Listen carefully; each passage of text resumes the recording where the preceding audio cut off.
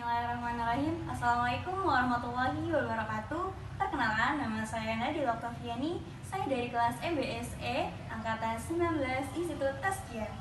Pada kali ini, saya akan membahas tentang wan prestasi.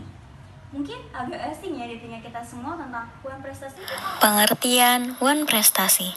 Istilah wan prestasi berasal dari bahasa Belanda, yaitu wan prestatie, yang artinya tidak dipenuhinya prestasi atau kewajiban yang telah ditetapkan terhadap pihak-pihak tertentu di dalam suatu perikatan, baik perikatan yang dilahirkan dari suatu perjanjian ataupun perikatan yang timbul karena undang-undang.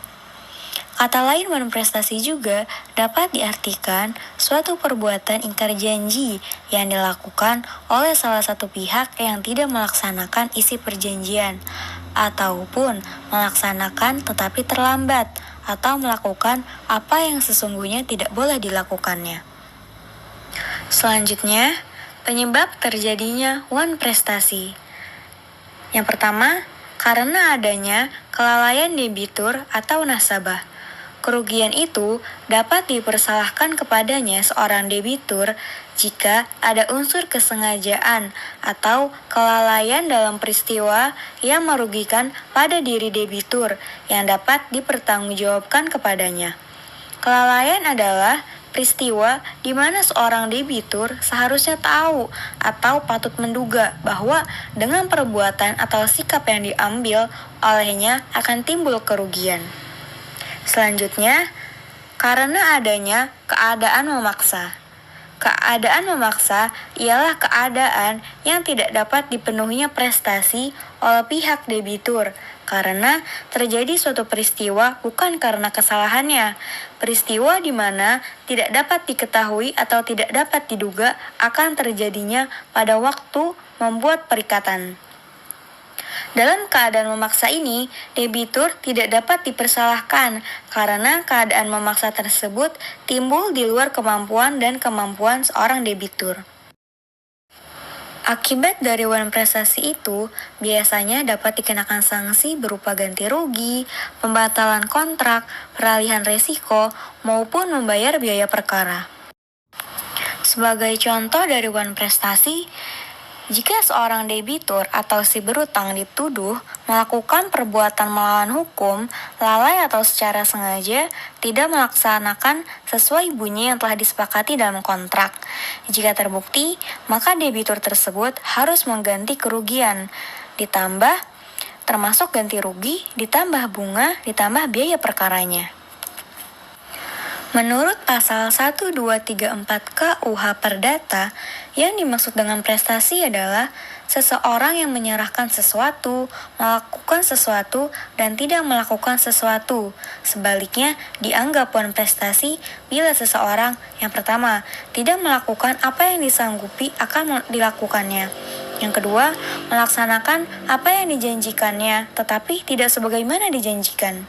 Yang ketiga, melakukan apa yang dijanjikan tetapi terlambat. Dan yang terakhir, melakukan sesuatu yang menurut kontrak tidak boleh dilakukannya. Kajian hukum Islam tentang wan prestasi. Kelalaian hukum Islam dalam memenuhi kewajiban untuk memberikan hak orang lain tergolong perbuatan yang dilarang, di mana sebelumnya telah diketahui adanya suatu perjanjian di antara mereka. Maka, selanjutnya, bagi mereka yang melakukan pelanggaran atau cedera janji karena tidak melakukan prestasinya, maka dikenakan sanksi kepadanya berupa pembayaran ganti rugi kepada pihak kreditur atau penahanan yang menjadi hak miliknya sebagai suatu jaminan dari sejumlah yang dijanjikannya. Dan sebagaimana sabda Rasulullah SAW, An Abi Hurairah an Nabi sallallahu alaihi wasallam qala ayatul munafiqi thalathun idza hadatha kadzaba wa idza wa'ada akhlafa wa idza tu'mina khana. Dari Abu Hurairah bahwa Nabi sallallahu alaihi wasallam bersabda, tanda-tanda orang munafik ada 3. Jika berbicara, ia berbohong. Jika berjanji, ia mengingkari. Dan jika diberi amanah, ia berkhianat. Memperhatikan hadis tersebut, maka dapat dipahami bahwa mereka yang melakukan manifestasi dengan ada unsur sengaja, maka baginya diberikan predikat sebagai seseorang yang munafik, yaitu bahwa mereka ini tidak melakukan atau tidak memenuhi amanat yang dibebankan kepadanya. Dan demikianlah ketentuan yang mendasar yang dapat dipetik dari hukum Islam tentang prestasi, di mana peristiwa hukum semacam ini merupakan suatu bentuk pelanggaran jika memang dilakukan dengan unsur kesengajaan. Akan tetapi, dalam masalah-masalah yang dilakukan seperti kealpaan akibat keadaan memaksa. Dan dalam Al-Quran surat Al-Baqarah ayat 282 yang berbunyi, A'udzubillahi minasyaitonirrajim, Bismillahirrahmanirrahim. Ya ayyuhalladzina amanu, wahai orang-orang yang beriman, idza tadayyantum bidainin, apabila kamu melakukan utang piutang, ila ajalin, untuk waktu musamma yang ditentukan, faktubu, hendaklah kamu menuliskannya, wal yaktub bainakum katibun, dan hendaklah seorang penulis di antara kamu menuliskannya, bil adalin, dengan benar.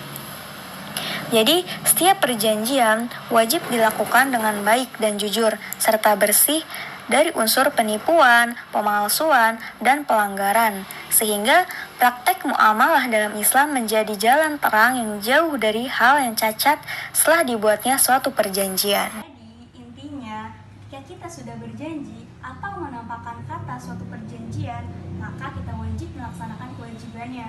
Jangan sampai kita dibilang prestasi atau ingkar janji dan diminta membayar ganti rugi. Nah, pasti kita nggak mau kan untuk membayar ganti rugi. Jadi, sekian dari saya. Semoga bermanfaat. Wassalamualaikum warahmatullahi wabarakatuh.